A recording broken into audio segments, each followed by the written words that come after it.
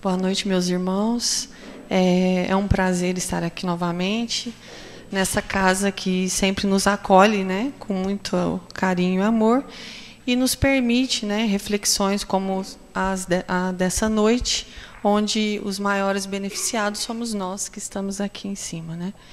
Eu falei que esse é o único lugar que eu me sinto verdadeiramente um espírito de luz, né, devido à luz aqui que o Tonho colocou.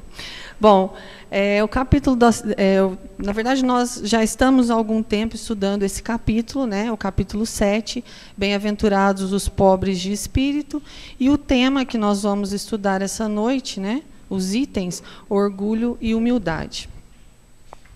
Então, nós vamos iniciar o nosso estudo, né, com uma frase onde o Kardec ele define o verdadeiro espírita, né? Então, ele fala que o verdadeiro espírita é todo aquele que se esforça para ser melhor do que ontem, amanhã melhor do que hoje, e que luta contra as suas más inclinações.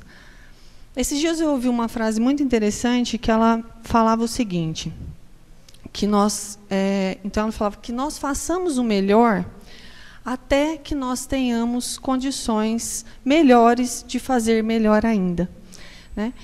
Então, essa frase de Kardec, ele nos fala justamente isso, né? Que nós que somos espíritas e temos aí o conhecimento, né, do mundo espiritual, da reencarnação, nós temos aí a obrigação de sermos melhores a cada dia, de buscarmos estar melhores a cada dia, né? Nós temos esse compromisso. A falta de disciplina, e eu achei muito interessante também essa frase, e resolvi trazer para vocês, que eu nunca tinha ouvido esse conceito a respeito da disciplina. Então, ele fala, numa das palestras que eu assisti, o palestrante falava assim que a disciplina, na verdade, ela é um compromisso com nós mesmos. E a indisciplina, na verdade, ela traz para nós a falta de amor que nós temos. Porque se nós assumimos um compromisso conosco mesmo e não conseguimos cumprir, que dirá com os outros, né? Então, nós temos que ter disciplina para sermos melhores a cada dia. E quando nós estamos falando de orgulho, né, principalmente de orgulho e de humildade, que são aí resultantes do nosso comportamento, mais ainda, né? Mas antes de nós adentrarmos nesses dois itens, é importante a gente buscar o contexto em que eles estão sendo abordados, né? Nós já sabemos que a ciência, aí, aliada à tecnologia, ela vem facilitando muito as nossas vidas, né? Vem trazendo para nós facilidades e cenários jamais imaginados pelo homem. O homem, na sua jornada, né, na busca de novas descobertas, ele sentiu necessidade, num determinado momento, de voltar para si mesmo, né, de conhecer a si próprio. Ele já havia mudado a estrutura do planeta, ele já havia conhecido o infinito, buscando novos planetas, conhecendo novas galáxias. Ele já havia conhecido a estrutura molecular e das partículas, né, que envolve a estrutura humana. E ele sente a necessidade de voltar-se para dentro de si mesmo e de se entender. E apesar de todo o esforço que há 40 mil anos, né, vem sendo executado nessa busca, né, nós ainda não conseguimos ter sucesso nesse ideal, né? E nós ainda, muitas vezes, não nos conhecemos e não sabemos quais são as nossas reações diante da rotina do dia a dia. Nós temos todos os dados em relação à nossa existência, matematicamente comprovados, mas ainda assim nós agimos ao império das emoções, sem a menor lógica. Então, quando nós paramos para pensar, por exemplo, no desperdício da água, da destruição do nosso planeta, quantas vezes já foi falado isso para nós, da necessidade, né, de nós economizarmos água, de nós buscarmos uma vida melhor no sentido de preservação, e nós ainda agimos ao império das emoções, né, destruindo o planeta, destruindo a natureza, e, consequentemente, nós teremos que arcar com esses erros, né? Buscamos o fulgar prazer na alegria de um segundo para o tormento de um largo período, porque a grande maioria de nós não sabe o endereço de si mesmo, ou perdeu o endereço de si mesmo. E qual seria esse endereço? Gandhi, num determinado momento da sua existência, identificando ou analisando qual seria a melhor solução para a criatura humana, ele assevera com emotividade: se a humanidade perdesse todas as obras sacras e ficasse apenas o Sermão da Montanha, não teria perdido nada, pois ele é a mais notável contribuição para o pensamento humano em todas as épocas da história para a plenitude humana. Quantas vezes nós já ouvimos falar do Sermão da Montanha? Muitas vezes, provavelmente. Só aqui mesmo, já umas 2 ou 3 quinta-feiras, né, que eu venho aqui e estou ouvindo falar do Sermão da Montanha. E nós exaltamos essa página, nós achamos ela belíssima, mas, na grande maioria das vezes, nós continuamos absolutamente os mesmos. Passado aqueles momentos de emoções, os ensinamentos se vão e nós continuamos absolutamente os mesmos. Então, o convite dessa noite é um convite à reflexão sobre o primeiro conceito deixado por Jesus para nós, que é o título dessa noite. Já sou o momento de colocarmos a proposta do bem em nosso mundo íntimo, não para beneficiarmos os outros, mas para nos auto-beneficiarmos. Para que não esperemos que os outros nos digam o que necessitamos, para que nós descubramos o que nos é indispensável e partamos na busca desse essencial. As nossas maiores dores não são pelo necessário, são pelo supérfluo, né? Nós temos saúde e queremos isso, ou aquilo, ou aquilo outro. E aqueles que têm todas essas aspirações, ou que têm todas as nossas aspirações, não são saudáveis. Então, é paradoxal, portanto, perceber que o ser e o ter ainda são conflitantes dentro de nós. A grande maioria de nós sabemos que o importante é ser, né? Ser bom, ser caridoso, ser paz. Ser, não ter. Porque quando nós temos, na grande maioria das vezes, nós perdemos. E quando somos, nada modifica. Por isso, Jesus declama como bem-aventurados os pobres pelo Espírito, porque eles gozarão os céus. Mas o que Jesus quis dizer para nós, né? Quais são os pobres pelo Espírito? Né? O que ele quis dizer com isso? Neste mundo rico de pobres morais, neste mundo fascinante de poderosos sem forças, de indivíduos que se caracterizam pela violência mental, ser pobre em espírito requer de nós uma meditação acurada acerca deste conceito, né? Qual é a minha pobreza interior? Ter as coisas, mas não depender delas para estabelecer paradigmas de felicidade. Vocês já perceberam como nós colocamos condições para nós sermos felizes nas nossas vidas? Né? Então nós falamos assim: eu só serei feliz quando eu conhecer uma pessoa. Eu somente serei feliz quando eu ter a minha casa própria. Eu somente serei feliz, e nós estamos colocando condições. E quando nós colocamos condições, nós naturalmente desprezamos aquilo que nós temos. Então é um jogo de palavras que nós temos que analisar com muito cuidado, porque nós não estamos aqui para buscar o necessário, né? O necessário nos foi dado para que nós busquemos o melhor no sentido de, enquanto seres que nós somos, seres espirituais, né? Então é necessário que nós façamos essa reflexão, né, sobre o que eu estou buscando. Qual é a marca que eu estou deixando nas pessoas que convivem comigo? É a marca do orgulho, da humildade? É a marca do amor, da fraternidade? Quais são as minhas metas espirituais? Eu tenho alguma? Né? Eu já falei isso aqui no outro estudo. Chega no começo de ano, a gente vai lá e coloca assim na nossa listinha lá, esse ano eu quero emagrecer, eu quero voltar a estudar, esse ano eu quero comprar isso, eu quero fazer aquilo. Né? E espiritualmente, nós temos alguma meta? Existe alguma meta lá falando assim, por exemplo, esse ano eu quero fazer um trabalho voluntário. Esse ano eu quero falar menos. Esse ano eu quero ouvir mais. Né?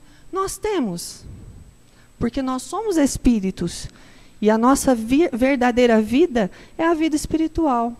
Então, nós estamos tendo metas espirituais, ou nós estamos tendo metas materiais? Nós já sabemos que este mundo é transitório. Né? Então, quais são as minhas metas? Na economia social do imediatismo, é exatamente esse eu destituído de coisas, mas que a verdadeira vida que merece de Jesus essa colocação. Bem-aventurados os pobres pelo espírito de amor, de abnegação, de caridade. É o eu que transcende a forma. Essa foi a mensagem deixada por Jesus nessa passagem do Sermão da Montanha. No mundo em que vivemos, onde ainda somos dominados pelas paixões, sempre insaciadas, ser parece não ter muito valor, pois a nossa disputa é parecer. Então, ao invés de nós buscarmos tudo para ser, nós buscamos tudo para parecer. Nos atiramos nos abismos das dívidas, dos desequilíbrios, das depressões, tudo na tentativa de parecer, quando, na verdade, o que importa é o que somos. E é o que nós vamos levar daqui, nada mais que isso. Né? Quando nós chegarmos no plano espiritual, a nossa bagagem vai estar cheia daquilo que nós fizemos aqui, daquilo que nós fomos aqui, e não do que nós acumulamos aqui. Nós já sabemos disso, mas, infelizmente, ainda, nós priorizamos o ter, né? Nós ainda priorizamos o ter. E Jesus nos deixou aí uma bagagem enorme de exemplos, né? E o Evangelho segundo o Espiritismo é um caminho seguro, né? Onde está descrito exatamente o roteiro para alcançarmos a plenitude. Às vezes eu paro para analisar e eu fico pensando, gente, mas está aqui o que eu tenho que fazer. Está lá, está tudo escrito. Né? Tem um filósofo chamado Huberto Roden, né, que ele fala que o Sermão da Montanha é a plataforma do reino de Deus. Ele usa essa expressão. Né? Ele fala que todo partido político tem a sua plataforma de governo. Né? E que o Sermão da Montanha é a plataforma do reino de Deus, né, que vai nos dar a medida exata de como que as coisas funcionam lá do outro lado. Né? De como nós vamos chegar bem lá do outro lado. E tudo isso é deixado para nós.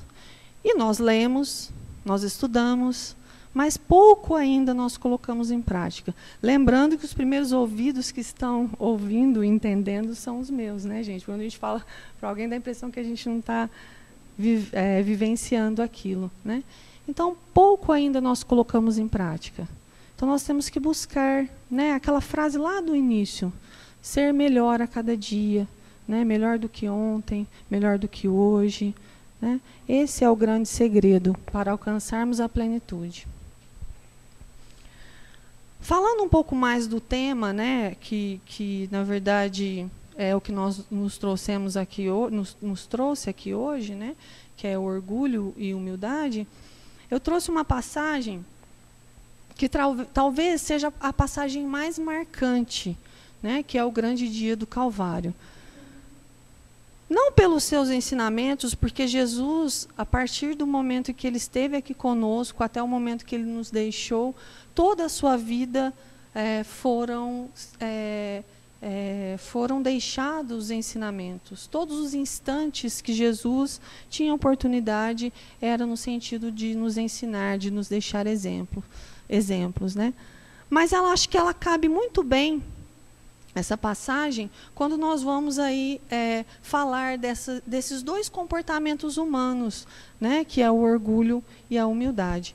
Então, no livro Reencarnação e Imortalidade, o Hermínio de Miranda ele trata essa página com uma beleza e um cuidado muito grande. Nós não vamos abordá-la aqui na sua totalidade, não é esse o interesse, mas fica aí o convite, porque ele trata de muitos personagens que nós conhecemos de outros livros e que estavam encarnados na ocasião. Então, o livro nos fala que Roma, né, que é um símbolo de poder, de orgulho, né, de ostentação, Roma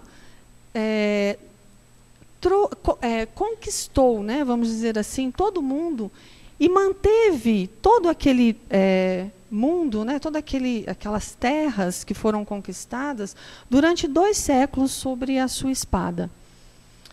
E que o Will Durant, que é um historiador, ele fala que talvez a decadência de Roma, que foi ocasionada não pelos seus inimigos, mas pelas fraquezas de seus próprios líderes, ele seria o maior drama da história já conhecido, se não fosse o drama de um punhado de cristãos, né, perseguidos e humilhados, que primeiramente foram os aliados, depois foram os herdeiros de um maior império que já existiu, que é o Império Cristão. E Jesus, né, sendo ali o representante ou o comandante de tudo isso, comandante no bom sentido, né, Jesus fora condenado pelo Sinédrio, pelo crime de blasfêmia, né, considerado um crime capital na época. E ele foi, então, levado ao imperador, né, foi levado ao imperador, embora o Sinédrio poderia tê-lo condenado, mas como a influência de Jesus, a figura de Jesus já havia causado na massa, né, um despertar muito grande, o Sinédrio, então, ficou em cima do muro e resolveu não condenar Jesus, mas levou-o como prisioneiro para ser julgado, né? No momento em que Jesus se coloca diante de César, no tribunal de Pilatos, marca o ponto em que 2 épocas se encontram, 2 filosofias se medem, 2 visões diferentes do mundo se revelam. De um lado, a humildade e o amor de Jesus, a resignação na sua missão, naquilo que ele veio fazer e demonstrar para nós, e trazer para nós, né? De outro, o orgulho, o poder, né, de todos aqueles envolvidos nesse episódio. O papel de Pilatos é bem conhecido na história. Porém, naquele momento em que César e Jesus se defrontam, não apenas se julga o Messias Nazareno, mas sim 2 correntes de pensamento se encontram, a força e a justiça. Pilatos nem percebe em Jesus o perigo, né, que tinha sido trazido pelo Sinédrio. Mas ele é obrigado a condenar Jesus no momento em que Jesus se declara rei dos judeus e que ele estava aqui para fazer o uso da verdade. Então, Pilatos, embora não tenha visto tanto perigo, ele é obrigado a condenar Jesus. Para que eu trouxe essas 2 figuras, né? Porque para que elas fiquem presentes aí na nossa memória quando nós analisarmos os nossos comportamentos, né? De que lado ou para que lado nós estamos pendendo mais ainda, né? Do orgulho, do poder, da vaidade, né? Ou do lado da humildade, da caridade, que é trazida aí nos exemplos de Jesus. César é o passado que persiste. Por que ele ainda persiste? Nós já nos perguntamos isso. Cristo é o futuro que se anuncia. Futuro para quem? Né? Um se apoia na matéria transitória. O outro representa o espírito que fica e sobrevive. E se o passado ainda persiste, né? E nós somos seres aí vindos do passado, nós não estamos nas nossas primeiras, nós não estamos na nossa primeira encarnação. Então, César, o orgulho, a vaidade persiste porque nós ainda trazemos esses comportamentos em nós. A partir do momento, e nós vamos falar isso mais à frente, que nós mudarmos as nossas ações, mudam-se os resultados, né?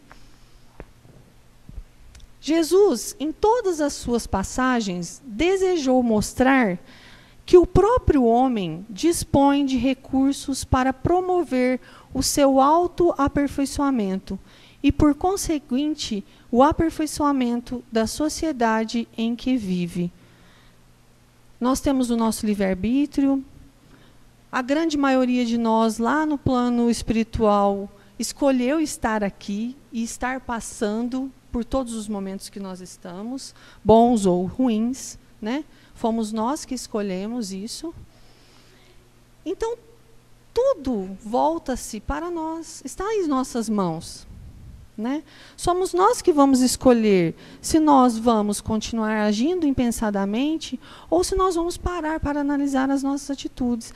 Ninguém pode fazer isso por nós, né? A evolução é uma caminhada solitária, porém solidária, mas solitária.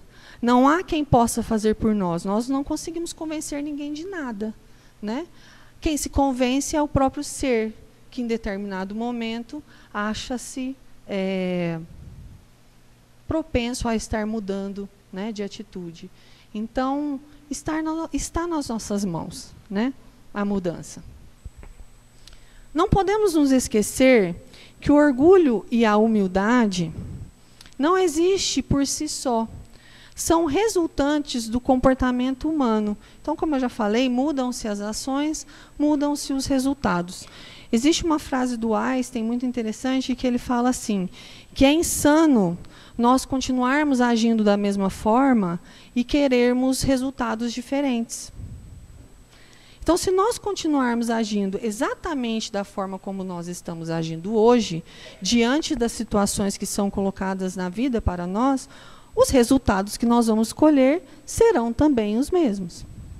Não há como ser diferente, né? Então, eu trouxe essa pirâmide para a gente analisar. Se nós queremos resultados diferentes, nós temos que buscar ações diferentes. Para buscar ações diferentes, nós temos que vencer as nossas crenças, que muitas vezes são limitantes. Ah, eu não dou conta de fazer isso.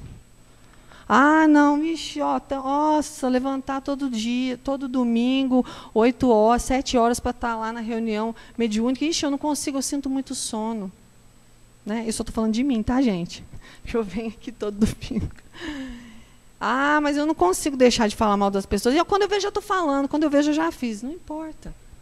Né? Então, nós temos que vencer essas crenças que nós mesmos nos impomos, que nós mesmos colocamos em nossas vidas.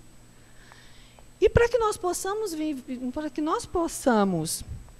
vencer essas crenças, é necessário que nós permitamos vivenciar outras experiências. Né?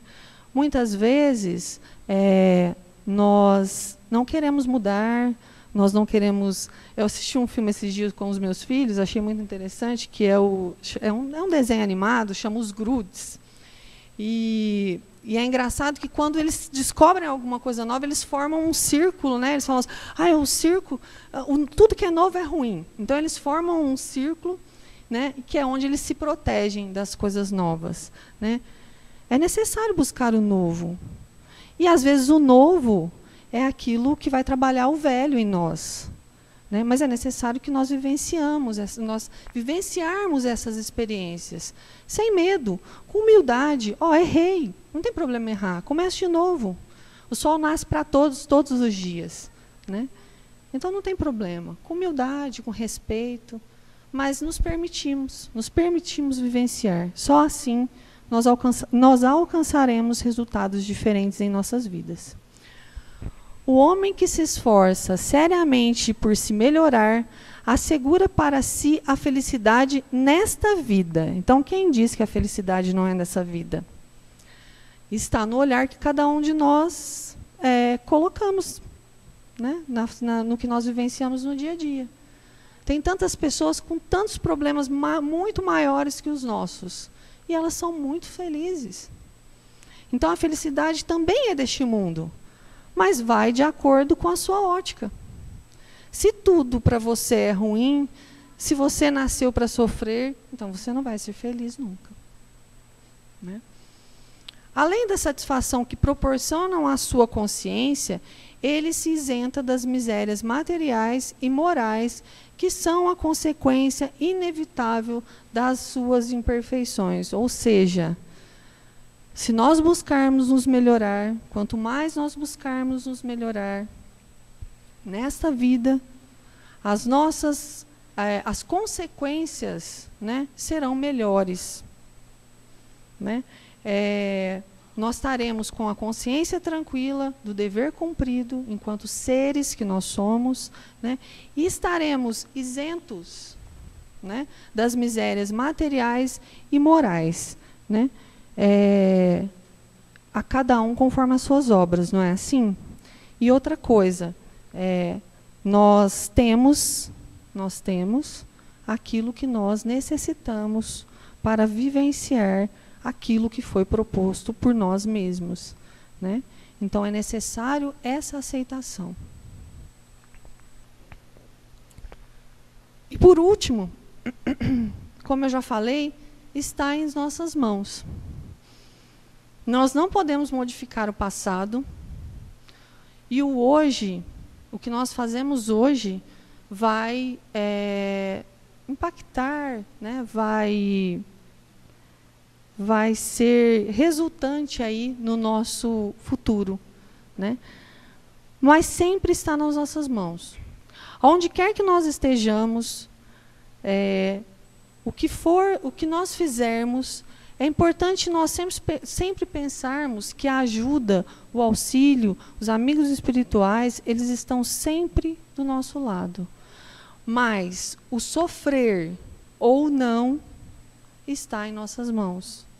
Porque aquilo que nós fazemos, todos nós já ouvimos isso, e todos nós já sabemos disso, mas é importante que isso esteja dentro de nós, para que no momento em que nós vivenciarmos, no momento em que nós tivermos momentos ruins nessa existência, nós possamos também ter a humildade de reconhecer que se eu estou passando por uma situação ruim, é pelas minhas próprias escolhas, resultante das minhas próprias escolhas, né? Então, tudo está nas nossas mãos, desde a mudança, como eu já falei, desde trabalhar as nossas crenças, desde buscar resultados melhores. É isso, que Jesus esteja conosco. Obrigado pela oportunidade.